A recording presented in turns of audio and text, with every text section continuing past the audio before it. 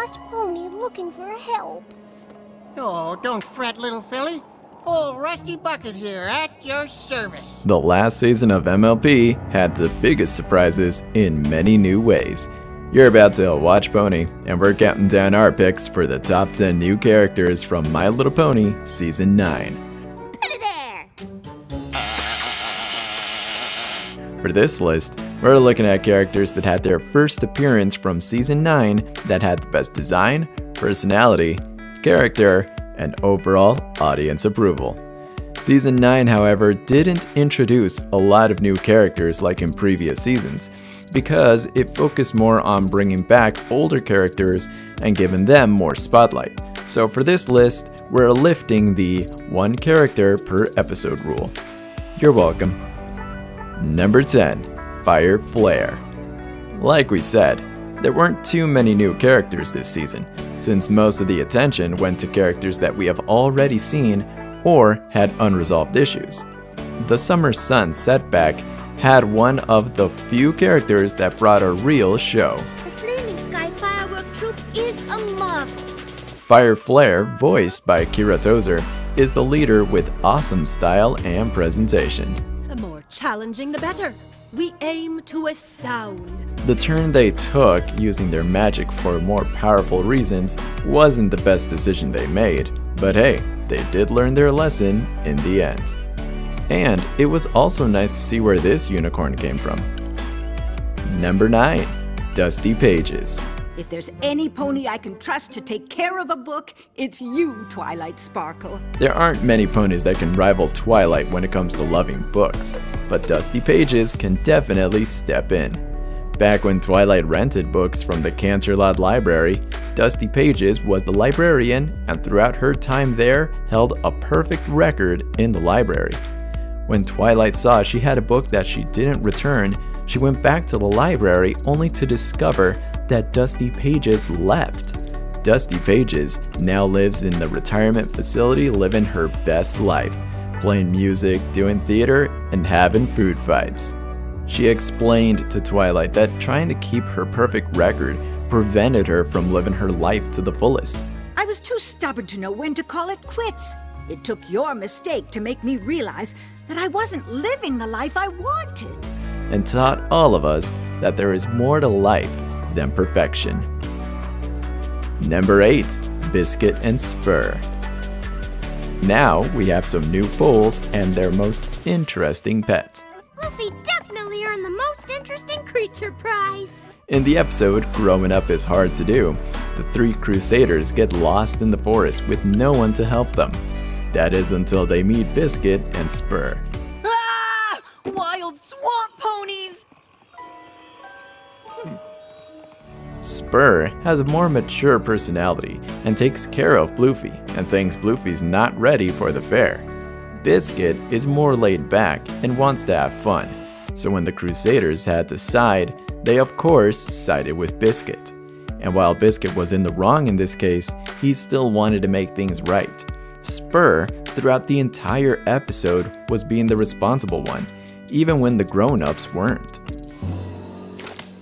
What happened to being able to ask your advice? Number 7, Sans Smirk. Cheese Sandwich made an awesome return to the show, with big plans and a factory. Sans Smirk is his second in command to the factory and does an excellent job at research and productivity in the factory. But it occurs to me that a 7% tighter wind on the snake springs would yield a 12% increase in giggle output. When Pinkie Pie helps Cheese find his laugh again, Sans helps in any way he can, but in his oddly monotone manner. Very funny, sir. Excellent joke. Oh, I mean, ha. Really?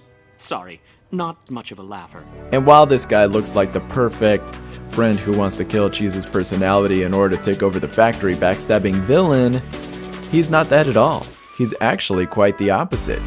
When presented with the task of running the factory, he wasn't too sure, but he still wanted to help out his friend Cheese. I don't think I can run this factory anymore. But you can! Without you?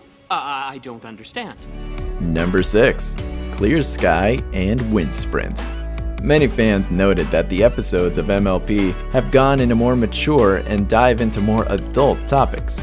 And this episode tackles the difficulties of getting a kid's approval when they have had a previous family. Sprint was surprisingly calm and showed disapproval without throwing a crazy fit. I don't care how many ponies care about him. They're not gonna make me forget about Dad. And Clear Sky handled the situation without being controlling and explains to Sprint why she likes him in a way that doesn't scare a little one who had a previous father. But he doesn't want you to stop loving your dad. He just wants you to like him. And I think maybe there's enough room in your heart to do both. Fun fact, the voice actress of Clear Sky and Sprint are the real-life wife and daughter of Patton Oswalt, the voice of Quibblepants. They're coming home today! Who? My parents! Number 5. Snap Shutter and Maine Allgood. Finally, this was the last season, but we finally saw Scootaloo's parents. Turns out they are incredibly brave and adventurous. Snap Shutter and Maine Allgood finally visit Ponyville after traveling afar, but want Scootaloo to move in with them and move away from Ponyville. This led to a mixed review in the audience approval. While it was awesome seeing them again, it was terrible of them nearly breaking the CMCs. However, when they turned a new leaf and realized their mistake, they decided to let Scootaloo stay and just come back more often. Like watching our daughter grow into a pony we're very proud of. Which is a long way to say, Scoot, if you want to stay, we understand. Number 4. Shimmy Shake and Light Hoof.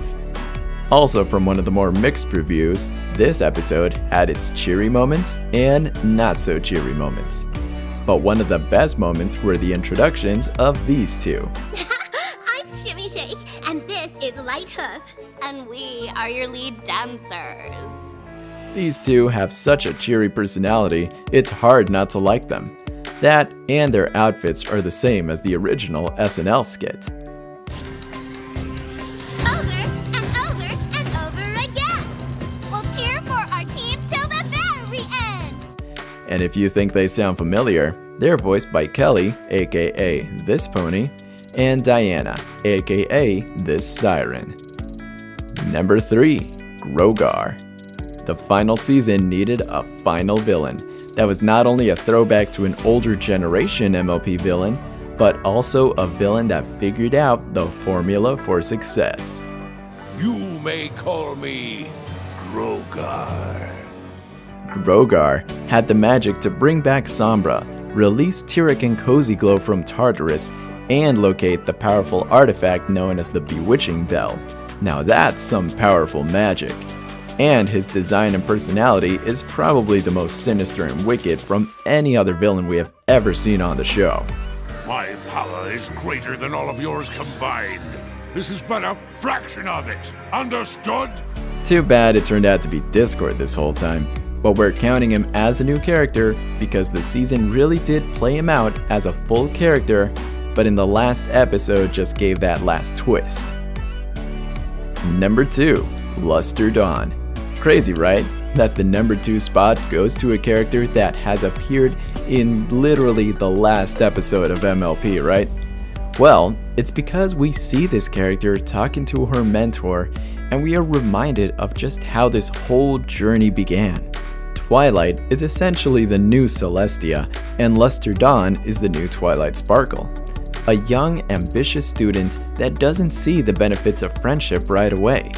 Friendship looks like more of a distraction than anything else, and ultimately, a waste of time. But seeing her take off at the end of the episode really gave us all that bittersweet feeling of seeing life move on in a way that's just similar, but in a new setting. Almost like a proud parent or the end of a long journey. I just assumed that since you aren't together all the time now, that we aren't friends. And while she did appear for a short while, the fandom completely approves. Number 1. Oh, you Phyllis! Don't you look good, Phyllis? Ready. Number 1. Aunt Holiday and Aunt Lofty. Before there was even talk of Scootaloo's appearance appearing in a My Little Pony episode, there was a small book that mentioned that Scootaloos Guardians were her 2 aunts. We'd better get going or we'll miss our train home. I left you plenty of healthy food for the weekend. And I left you cookies. And this was the first official mention of a same-gender couple in My Little Pony. And while sometimes the book doesn't fall into the show, everybody was hoping that this was going to appear in the show. And it did. These 2 aunts are super sweet and full of character. Maybe you should have thought of that before you sold the house. Lofty, don't tease my brother. And even the fans reacted more positively to these 2 than to Scootaloo's actual parents. And seeing them step in to take Scootaloo in Ponyville really made them the heroes of the day. Do you agree with our list? Okay. Who's your favorite character from Season 9? Let us know in the comments below. But for more top 10s posted every week, be sure to subscribe and check out WatchPony.com for more. Thank you for watching, and you may now look away. I didn't want to be friends anyway.